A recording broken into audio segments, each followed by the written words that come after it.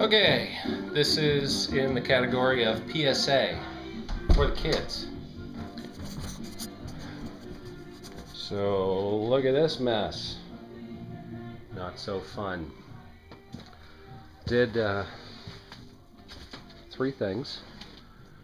First thing is got the vent pipe all set up and ready to go. Done. Finally. Second thing was while I was crawling around in the attic anyway, went ahead and installed the ceiling fan. It's not ducted yet, but I'll wait to do that until we get a new roof in a few months. And then the third thing is I ran the power to the overhead ceiling light, installed that box. That's going to be a nice three-way on a dimmer switch halogen light. But the real work happened, of course, as you can tell from stepping one or two places that I wish I hadn't, but doesn't matter because this is all going to be patched up with another layer of drywall anyway. But the stark before and after comes from looking at things like the electrical work. This is the before.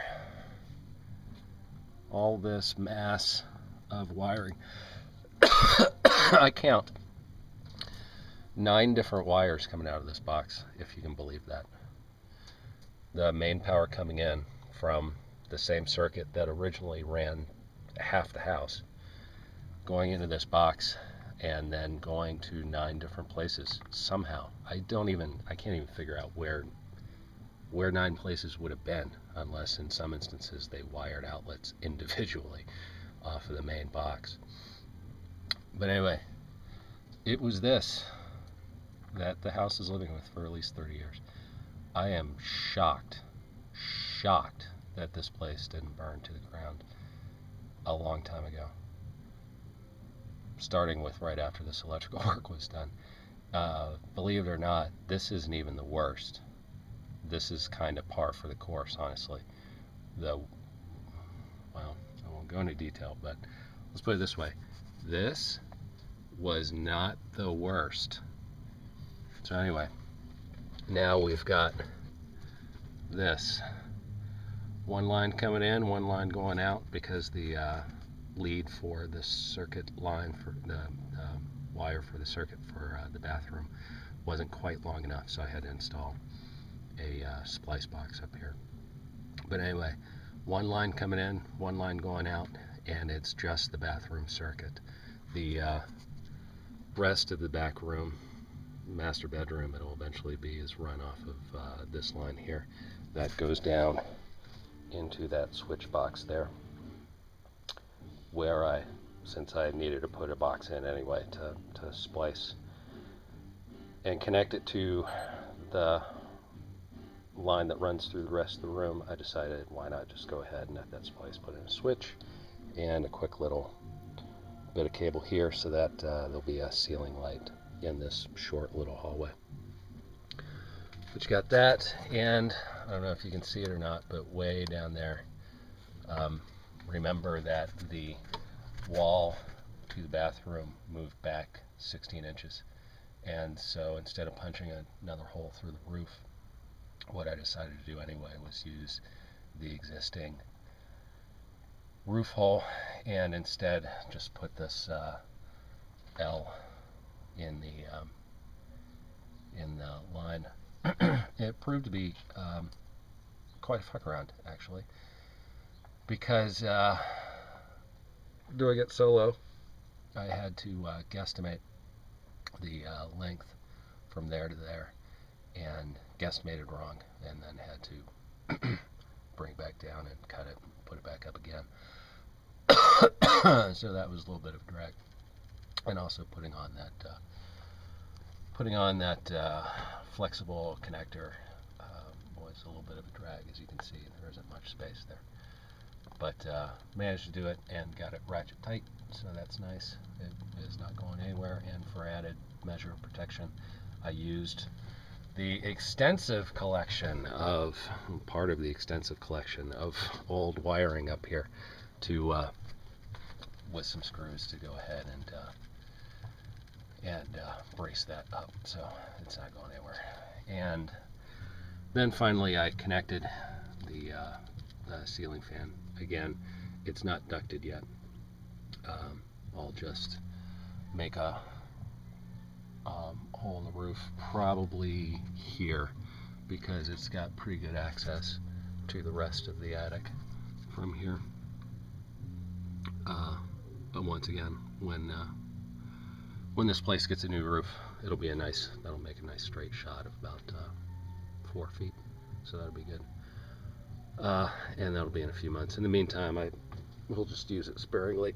Honestly, for this neighborhood of Lubbock especially, if there's a ceiling fan in a bathroom, there's a 90% chance that it just looks exactly like this in the attic, because that's how folks roll in Lubbock. But Freaky Industries, people expect more from us, and we deliver.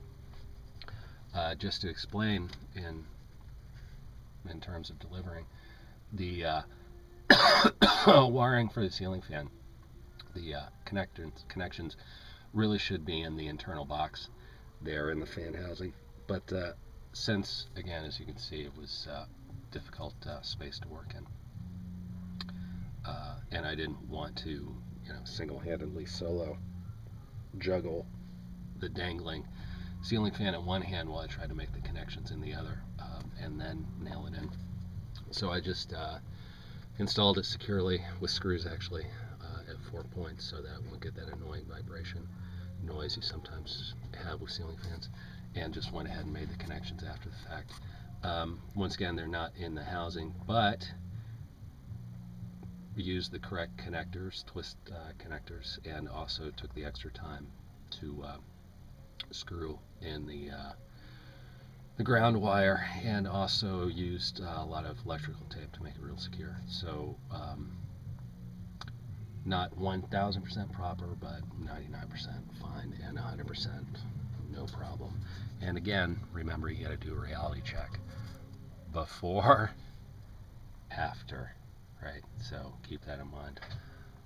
Before, after. So there you go. And of course, all this bullshit insulation that was put in, just scattered around, really, as like, well, we insulated it. I'm just going to leave this because it would be a pain in the ass to take it down. But what I will be doing, probably the same time that, again, the roof is getting replaced in a few months, because there'll be a number of things that I'll want to duct out, either closer to where it is now, or duct out that's new. Since I'll be up in the attic anyway at that time, I'll take some time to blow in at least a 4-inch or so, maybe 6 inches if I'm feeling generous to the next owner, of blown in insulation. There's already probably on average about 4 inches of this cellulose stuff that was probably blown in the 1990s, Reno, mainly around the ductwork for the air conditioning upgrade that probably happened then. Certainly not in the corners, because it was difficult to get in the corners, wasn't it? So anyway, also this is the last piece of this original 1940s ductwork that originally, when the folks installed the new ductwork, they just, because they were assholes, that's why they left this stuff just laying around up here. So that's the last bit to get out. I might pull it out or leave it up there as a memento piece. I don't know. But anyway, point being, kiddos, all that required much crawling around in the attic. And this is what you look like when you crawl around in the attic. This is what you sound like when you crawl around the attic.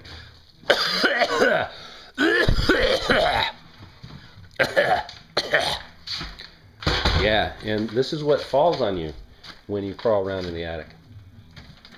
So, what's the moral of that story? Study hard and eat your vegetables and get your sleep.